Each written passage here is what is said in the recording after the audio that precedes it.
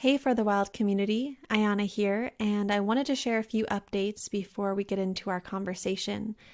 If you haven't signed up for our newsletter, head over to forthewild.world to sign up there. Also, make a donation if you can.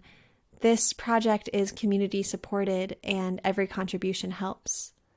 And if you haven't rated us on iTunes, it would be really wonderful to get your feedback and hear what you think about the show.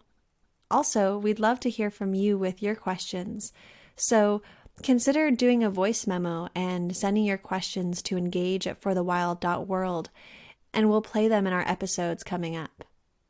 All right, that's all for now. On to the show.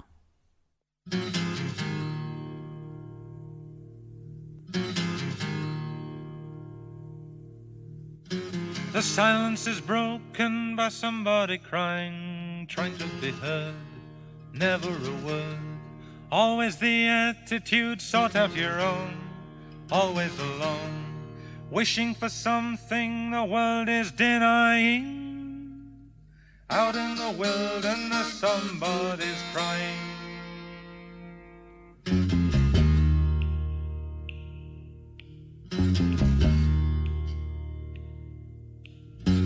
Somebody wishing for something to happen, wishing to tell, wishing to help. Someone was listening, someone who cared, never despaired. Someone to lean on and someone to trust, who needs your assistance and finds your disgust.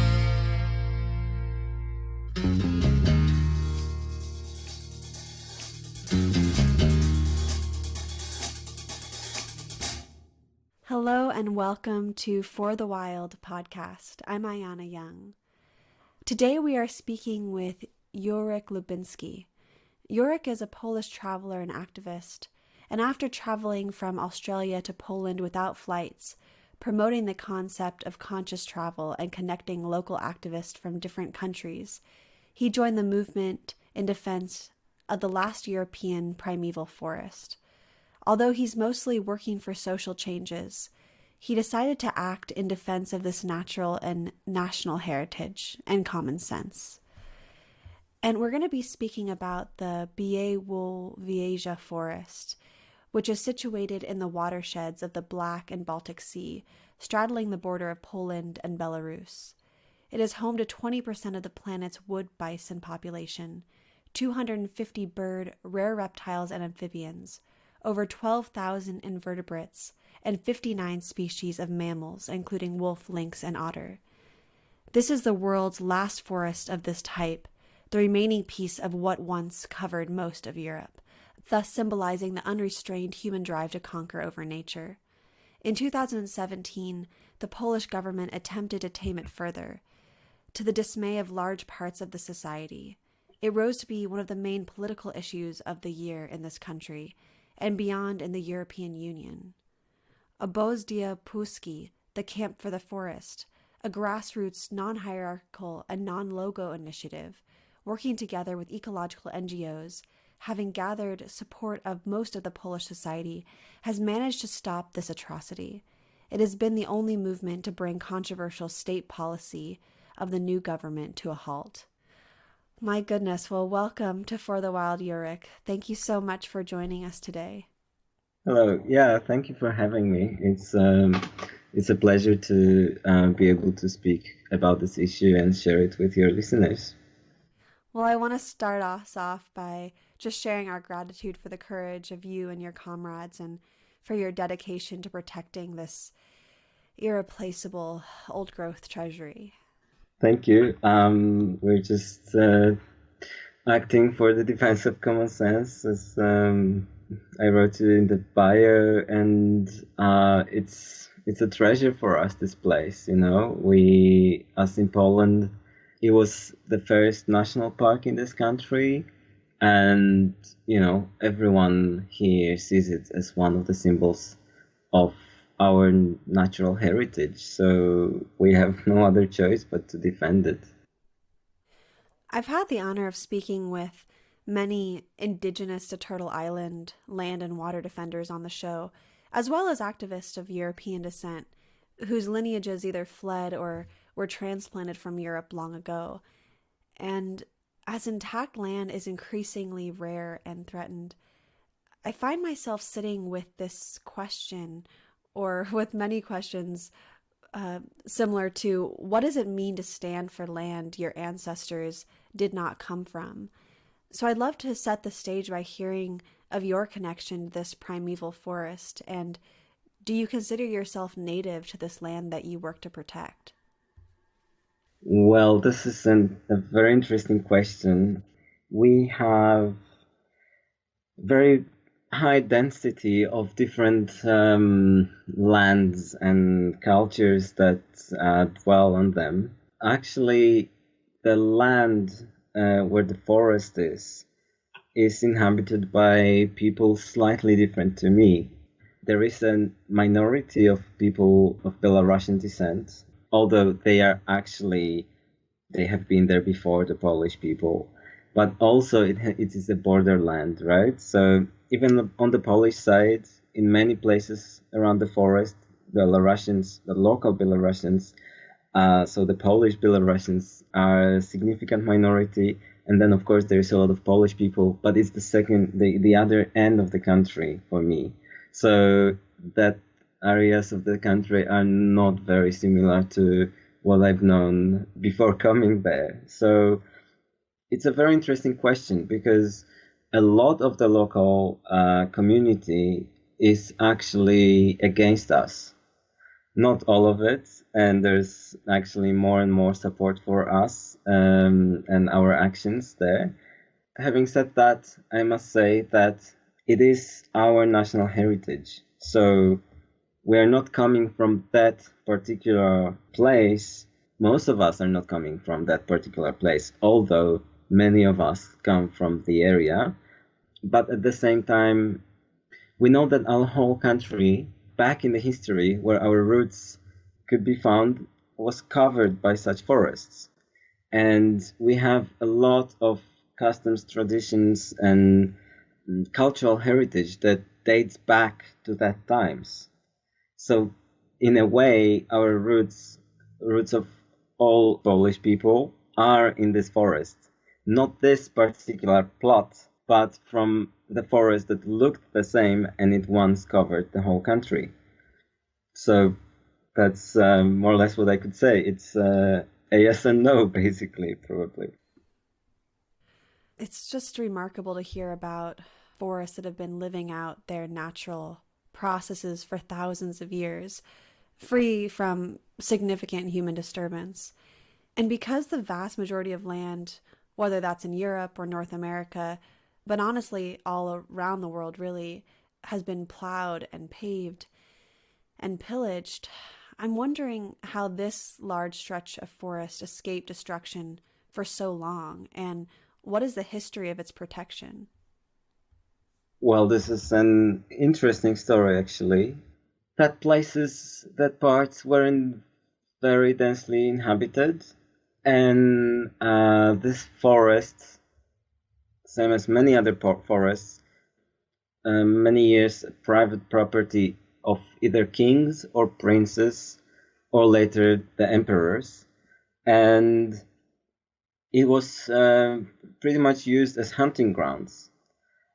Along with hunting, very early, as for Europe, people realized that it is important to protect the animals that live there.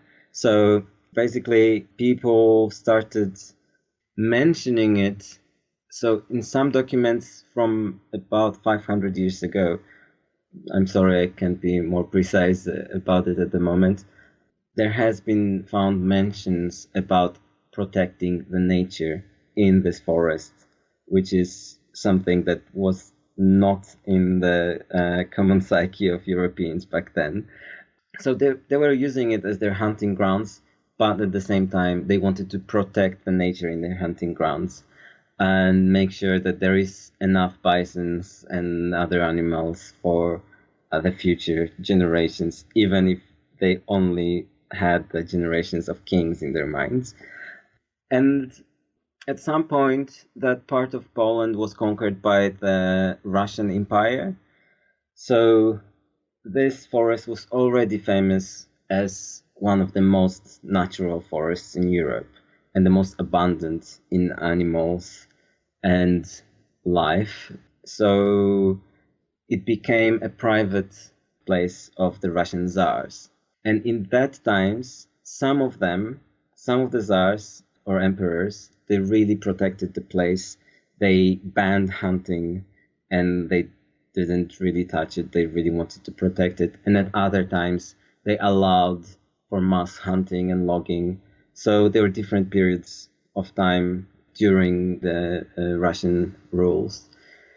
And then after World War I, people actually quickly realized that that should be the place for the first national park in the country, when the idea of a national park and forest protection appeared.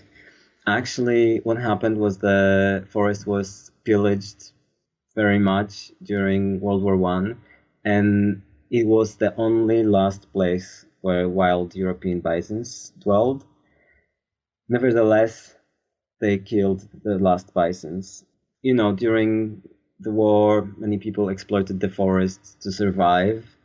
Others used the lack of strong authorities in the area to pillage it and become maybe rich, or at least make some extra money.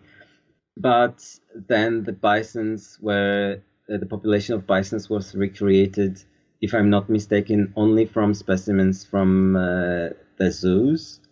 And they reintroduced the bisons, and some scientists promoted the idea of protecting the forest, and they made it the first natural reserve and then the first national park in Poland, which took place over the 1920s and 30s, when there was also an episode of mass logging in the forest, but eventually the protection won.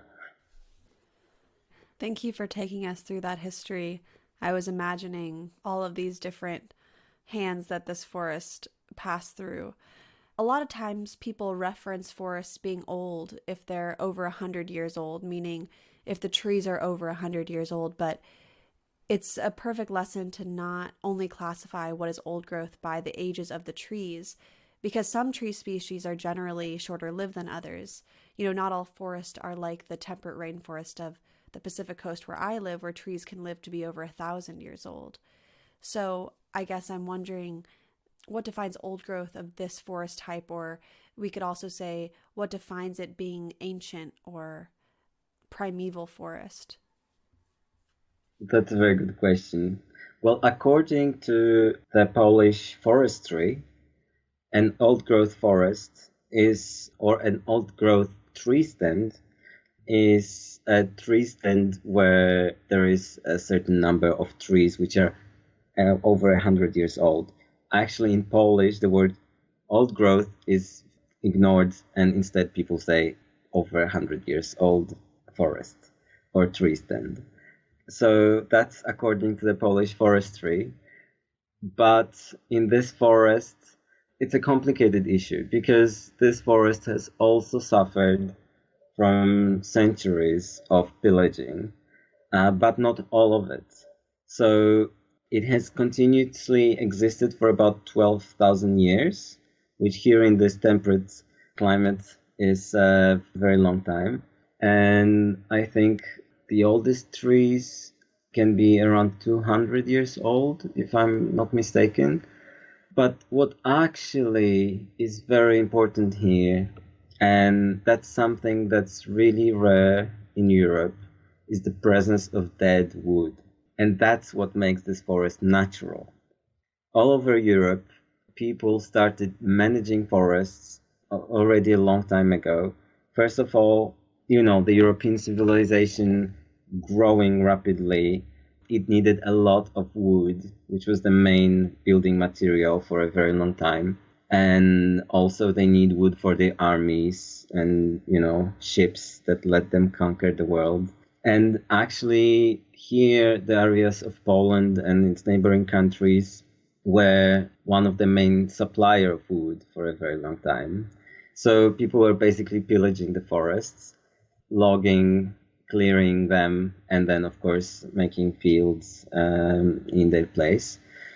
So what happened at some point is they understood they could finish off the wood if they don't stop, and they started managing forests, meaning basically making plantations. But what the plantations lack is dead wood, because they don't allow the trees to grow too old, because then you can't sell the wood, right? And you mentioned the countless species of invertebrates and the lynx and other animals. They don't live in other forests because the circle of life is not closed if the dead wood is removed. There's so many species that live off dead wood, and that's what actually keeps this cycle fully natural. There's no people involved in the cycle: birth, growth, then death, and then rebirth in a way, right? Because a lot of organisms process this dead wood, providing food to other organisms, be it fungi, invertebrates, or plants. And that's what allows for new trees to grow, for the forest to regenerate. And another important thing about the dead wood is it's a natural barrier that allows for different kinds of deers and elk not to eat all the sprouts of new young trees. It provides shelter to many animals. It provides hunting grounds for lynxes, which, if I'm not mistaken, there's only 12 of them left in the forest. They're animals that need a big hunting territory, and they're extremely rare animals in Europe. Probably the most rare large mammals. It's a very important link that's missing in all other forests in Europe, or definitely in most of them, and definitely at the lowlands. That's such a good point to bring up dead wood and all that decomposition brings. And it makes me think about other aspects of forests that are oftentimes overlooked. You know, for instance, when we talk about intact forest, one of the aspects that is often left unemphasized is the global rarity of undisturbed soils. And I was so struck when reading about the high diversity of fungi and saprophytic invertebrates in this forest.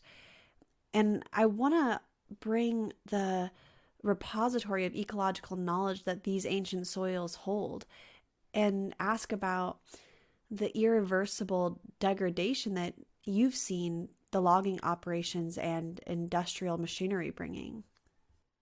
Let's first mention that this mass logging that happened last year was done under the pretext of removing dead spruces, which had been previously infested by the bark beetle. So a large portion of spruce trees died in the forest, which is connected, amongst others, with anthropogenic climate change and with things like drying out swamps in the area. So the water level, the underground water body lowering its levels. So what happened was many spruces that had been previously planted, maybe in the 19th century, maybe at the beginning of the 20th century, others growing there naturally, died. State Forests claimed, State Forests is a big Polish state company that manages a vast majority of the forests in the country. There's not many private forests here. So they claimed that they have to log these trees in order to slow down or stop the spread of the beetles so they wouldn't kill other trees. Meanwhile, they were taking away logging and taking away spruces which were dead, so no longer infested by bark beetles. And of course, they were going for sale. And very often they were sold for very cheap, low quality products. as a result, there was a lot of big clear cuts. They brought huge, heavy harvester machines. There's actually two machines that work in pairs. There's a harvester and a forwarder. So what happens is the harvester grabs a tree, cuts it down within 2 or 3 minutes, takes the branches away and cuts it into a few meters long logs. And then a forwarder comes and loads it onto its tray or whatever it is and puts it up in piles. So some of these piles were 5 meters high and maybe 40, 50 meters long. There were many of them. It was an incredibly sad view to be walking or cycling along the roads and paths of the forest and being in really beautiful places, and then suddenly, as if some gate opened, you see a landscape like from World War I photos, you know. It looked like a battlefield of some extreme long battle, and there was no trees whatsoever. There was these huge long piles of wood and really deep trenches. Basically, that's what you can call it. I mean, the marks left by the heavy machinery, especially if it worked in the rain, sometimes you could just swim there, you know. It was such incredible destruction. And as you mentioned at the beginning, I am not someone who had been previously involved with ecological actions. I do love nature, I do love forests, but I think I do love them as much as anyone, as any person who has been in touch with nature. I'm not some amazing nature lover who just focuses on nature extremely much. I just respect nature very deeply, as anyone does, I think. And, you know, despite not having so much previous involvement with these kind of things, let me tell you a story. When I first came to the camp for the forest, on the second day, I wanted to see some undisturbed, beautiful forest. And I was recommended to go to a place which was maybe 3 kilometers away, so just around the corner, just to see how the forest looks undisturbed. It was a really nice, beautiful area. And then about 10 days later, I decided to just have a ride in the same area.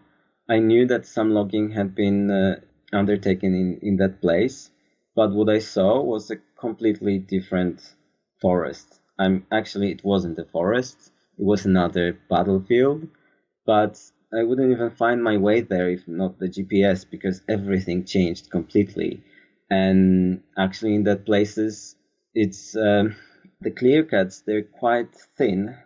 They're really wide. They're like 200 meters wide on both sides of roads, but they're really long.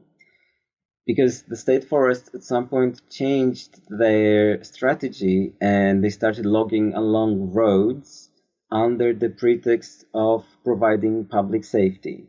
So what they did was, in some places, they actually made roads. They took small paths where, you know, you could maybe cycle, but it would be almost impossible to drive along it.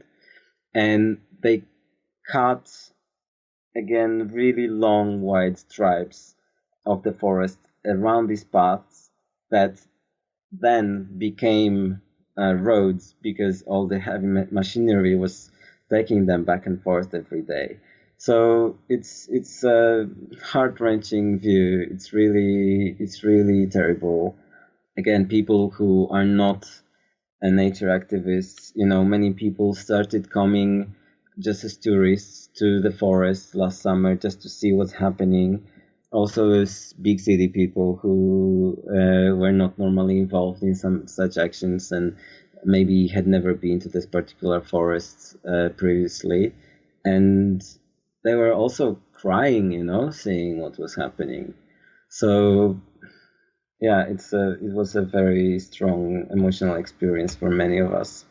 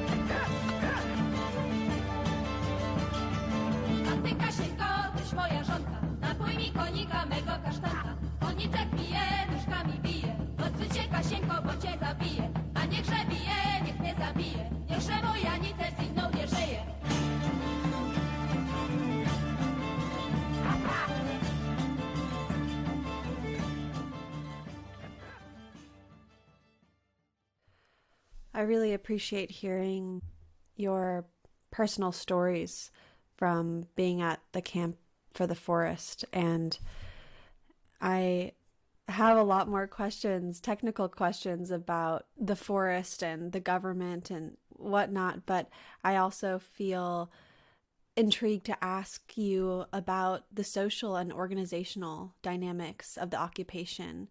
Mm-hmm. What helped keep the community stay cooperative and unified, and what can you share about your tactics? Well, in the beginning of the existence of Camp for the Forest, which basically came to exist when people gathered to block some of the logging. It started in the end of May last year, after a very long action of trying to stop the logging or prevent the logging using, let's say political ways. So trying to act on the state forests to withdraw the ideas of mass logging the forest, which failed. We were completely ignored. People gathered there and they sat and they talked, sharing their experiences from different actions. Some of them were people who were really experienced with ecological actions. Others had experience from different movements, be it anarchistic or some protest movements about different issues. They decided that a non-hierarchic, grassroots, no logo camp where everyone would be equal. There would be no one who can wear logos of their organizations, no one whose voice would count more than others, and people who would gather every night and talk about their plans and strategy would be the best way to organize this. And it worked really, really well. It's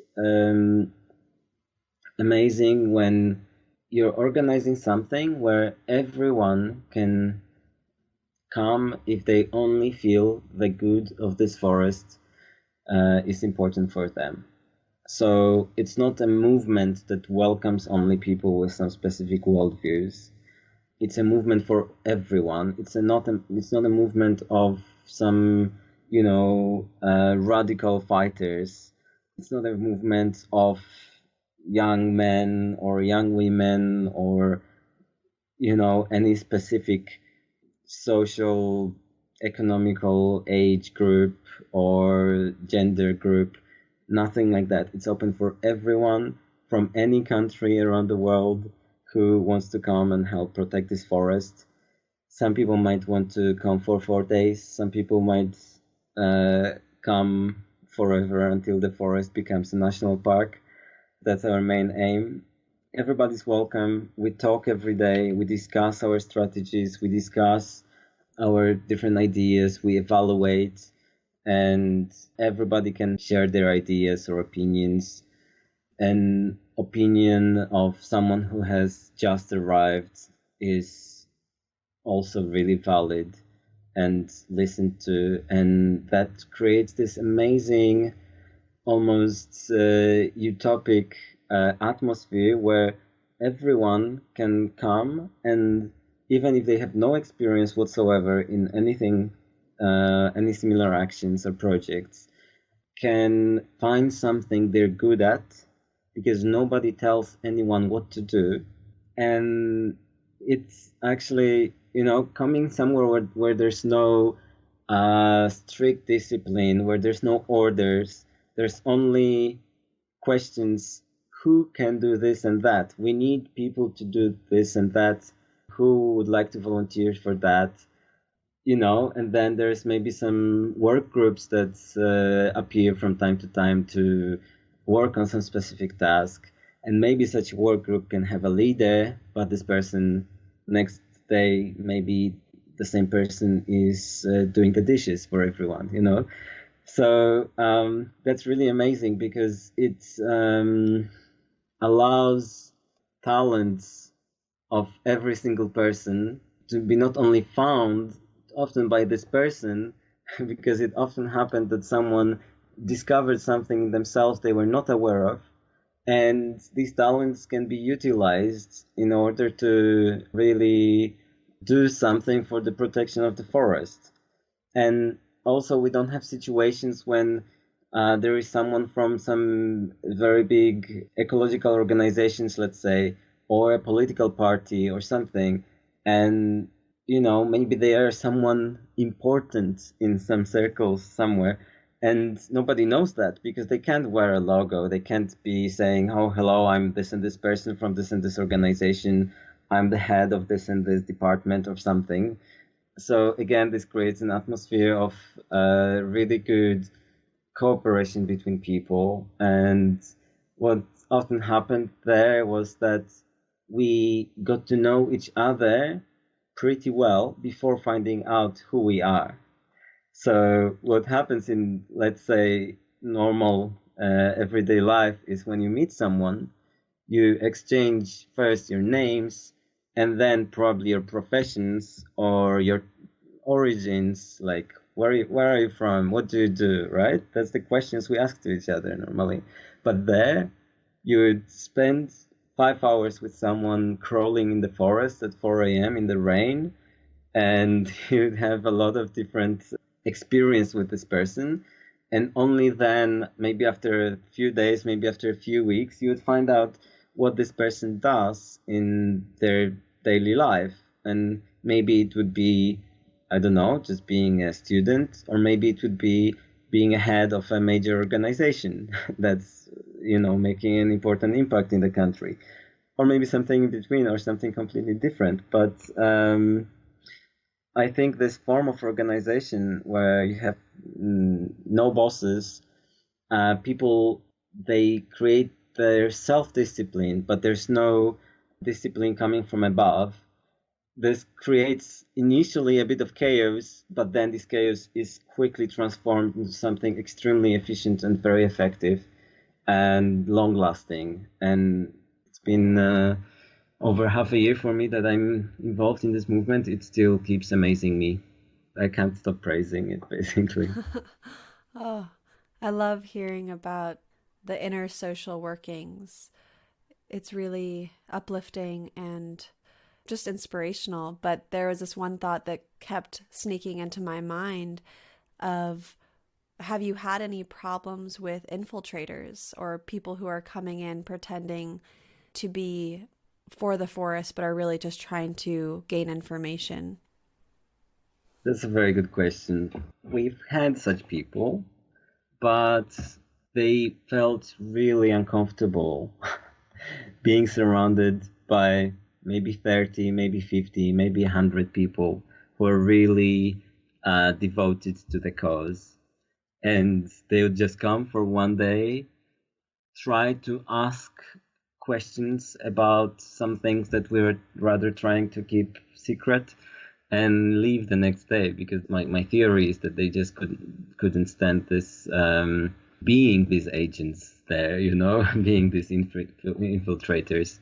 Well, maybe they were just not trained well enough. I think the devotion we had to the cause was too strong for the infiltrators to be able to fully join the community and then really find out some secret information. The militarization of the police state here in the United States seems to be growing only more extreme, especially in regards to activism. And I'm curious to hear about how the atmosphere of Poland or Europe compares. Is there a greater culture of resistance or network of support for activists who risk their freedom and safety in dedication to land preservation?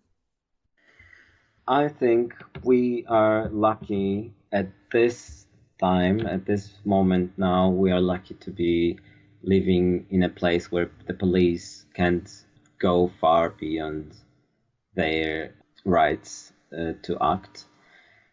Poland was a communist state until almost 30 years ago, and it was a state with quite brutal police, with the constitution being ignored by the authorities, by the laws being really disrespected by the police, by the ruling class, by the ruling party.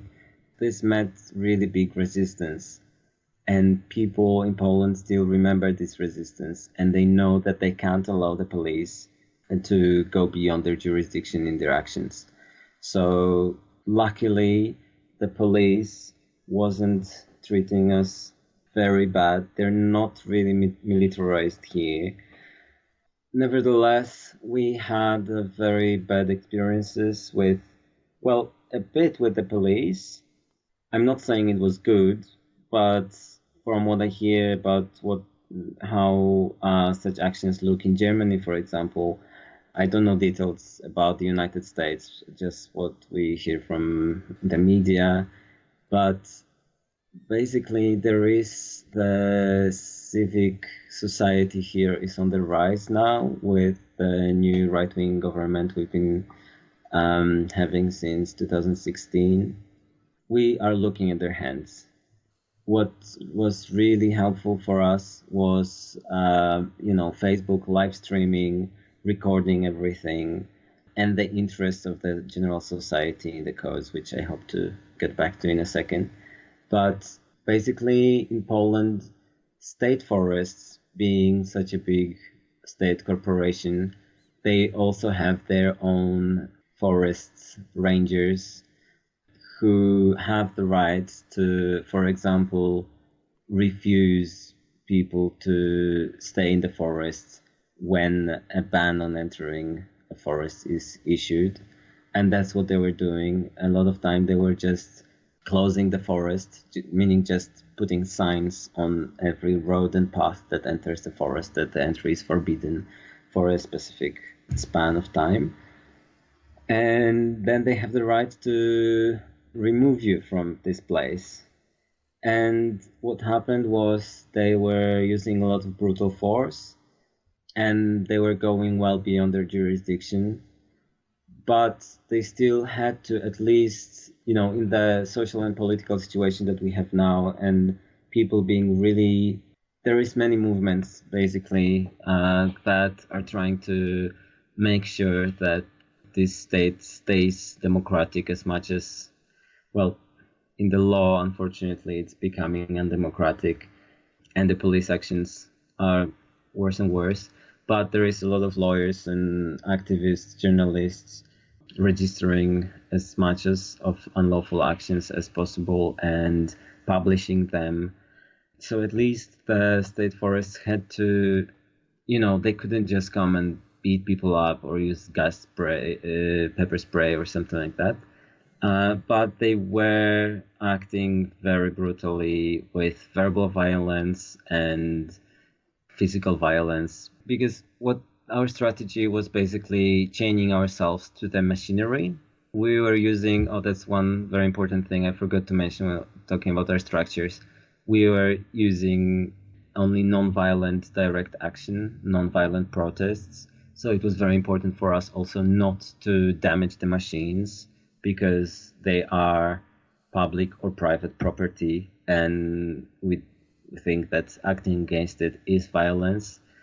So we tried, in order to, our main strategy for, except some working within the laws and informing people, educating, our main strategy was halting the logging by chaining ourselves to the machines or staying in the way of the machines so they couldn't approach the trees and things like that. And very often they would use indirect violence. For example, they were always leaving the machines on with, they have big engines. Sometimes they would direct the machines in a way that the fumes would go in our faces. So with this noise, as I said, verbal violence, and, twisting our hands and legs, and, using big knives just next to our faces to cut off some ropes or something that we were using to stay in the place. it was very, very heavy. It was very difficult, and it was extremely important to us that the society would stay informed with what's happening. So we're trying to live stream all the actions. Now we are fighting in courts with state forests. So it's a big law battle at the moment. They are filing hundreds of court cases against us, which are usually fines they send us for staying in the forest, even though we were asked to leave, and things like that, for trespassing, basically. I'm not sure if it can be called trespassing, but, disobeying the ban on entry to a particular plot of the forest. But we are also suing them for being brutal towards us and exceeding their jurisdiction. So, it could have been worse if we didn't have the support of the society. And it could have been worse if officials, meaning state officers of the state forests and the forest rangers and the police, didn't have to stay more or less within limits of some common sense with their actions. It could have been much worse if, for example, the forest was somewhere really far away from towns and cities and there was no phone signal, so we wouldn't be able to make live transmissions from the events. So we have been being persecuted by the police unlawfully, but luckily, without a threat to our life and without any major injuries or, the worst things that happened where we were arrested, some of us, although that wasn't happening very often, and, for example, kept in jail for 24 hours. There was one really scandalous issue when people were denied food and access to a lawyer really unlawfully for many hours after a protest. So yeah, there has been breaches of the law, but in the context of militarization of the police in the US, it's definitely not as bad. So yet, so we are lucky when it comes to that.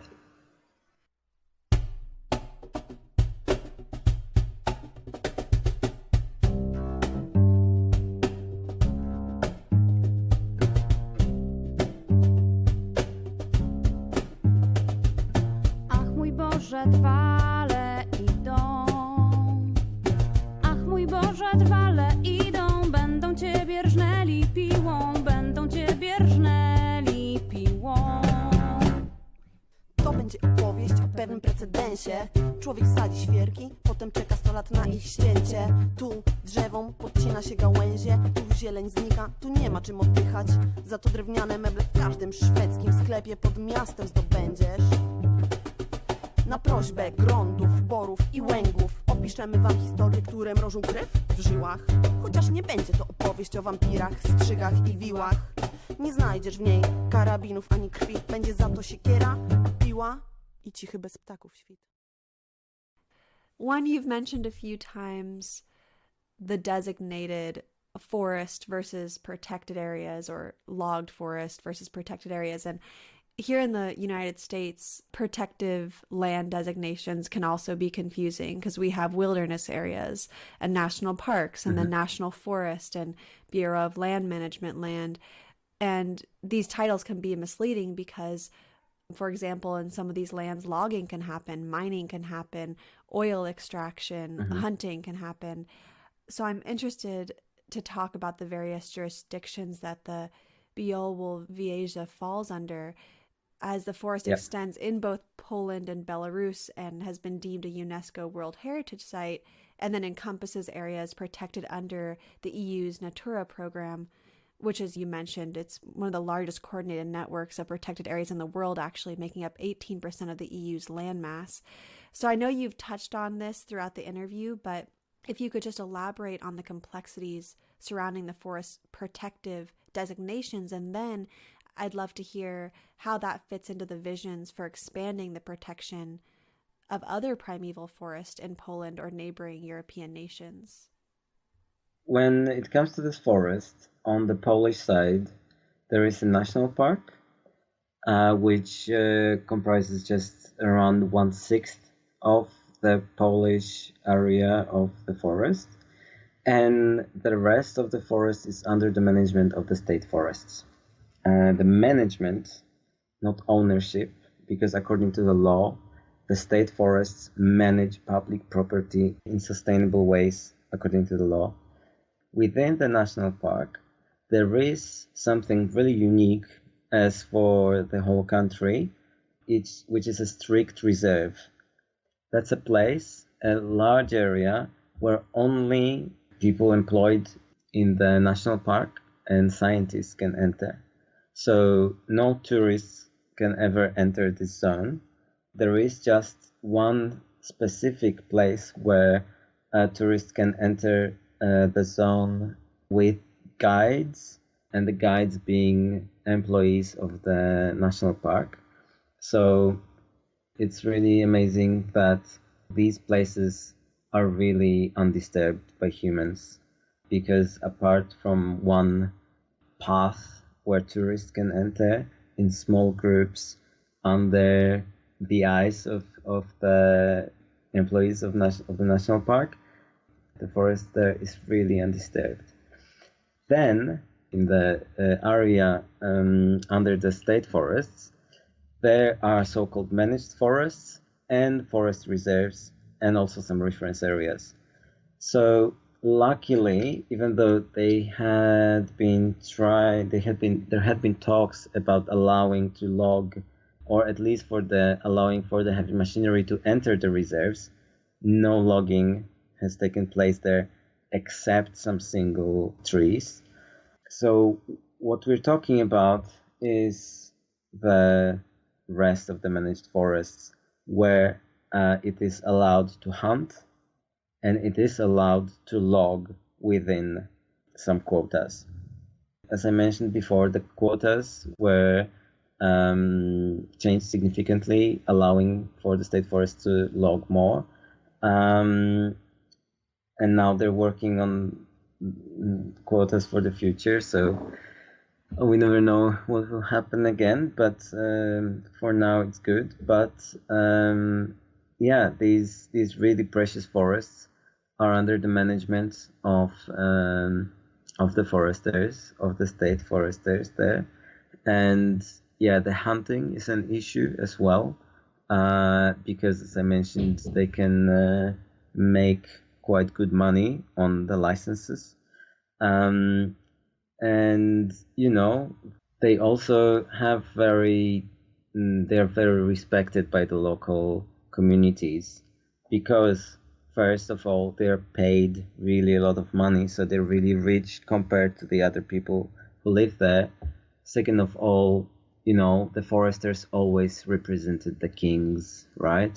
And or the princes or the emperors there.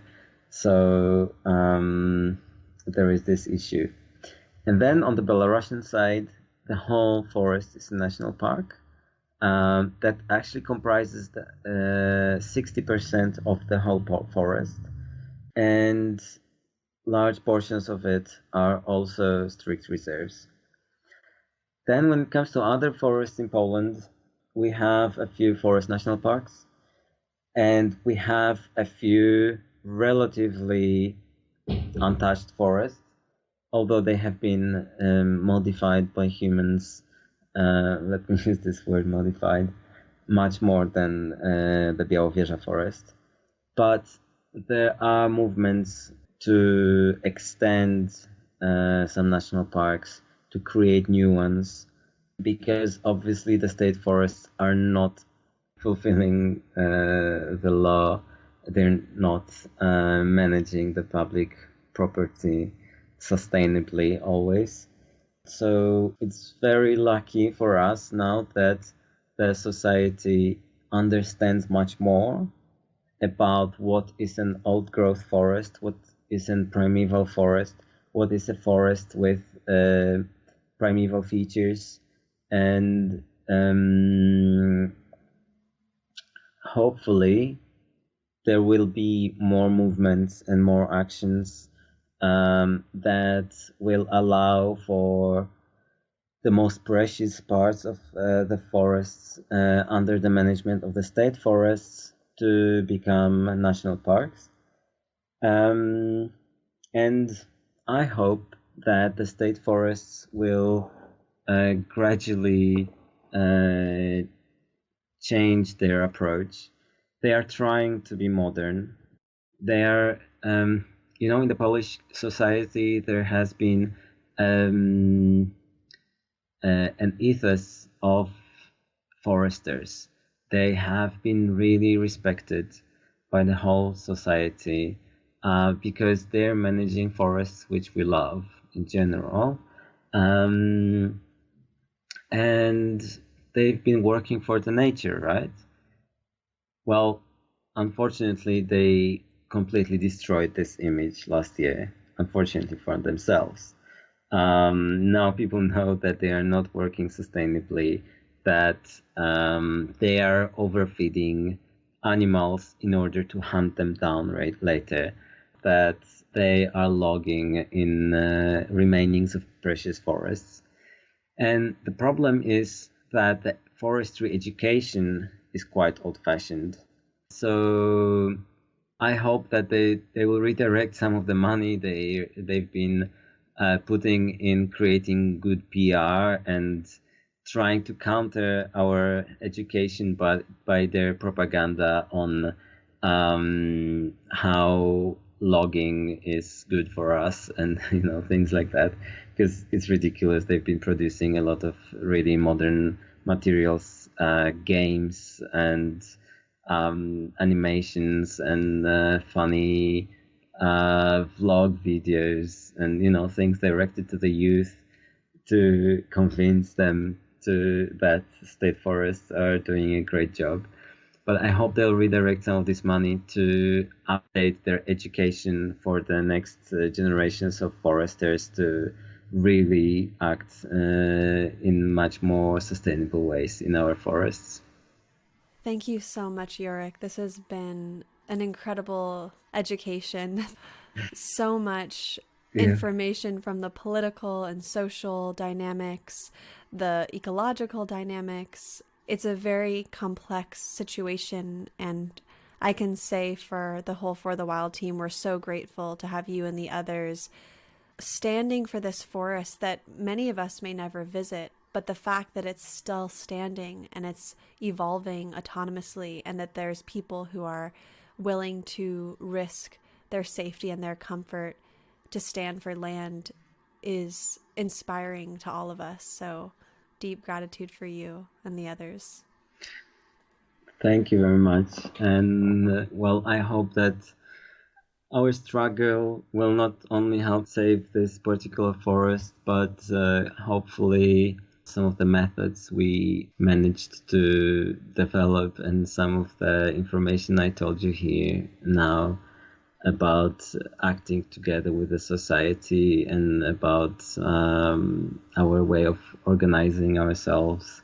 Well, I hope they can be an inspiration for similar movements around the world. We're also very happy to exchange ideas and methods. And please come and visit us. We are very excited to see you in Białowieża.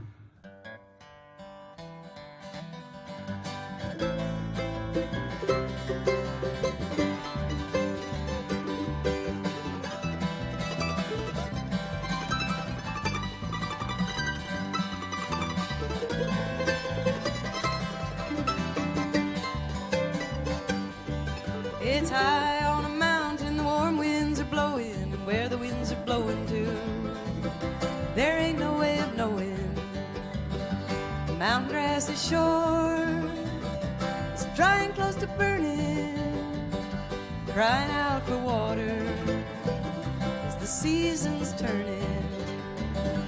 Sweet smell of the pine. Thank you for listening to For the Wild podcast. I'm Ayana Young. The music you heard today was Warsaw Village Band with Kapela Ziwizi Warzia and Semzuki with Akmoj Borzi. I'd like to thank our incredible team, our producer and editor, Andrew Storrs, research director, Madison Migulski, and media director, Molly Lebov. Our theme music is Silence Returns by Bo and Like a River from Kate Wolf. Thank you so much, and until next time. Closed against the day, the sweet smell of the pines, tall western cedar, drifting on the wind through the mountains like a river.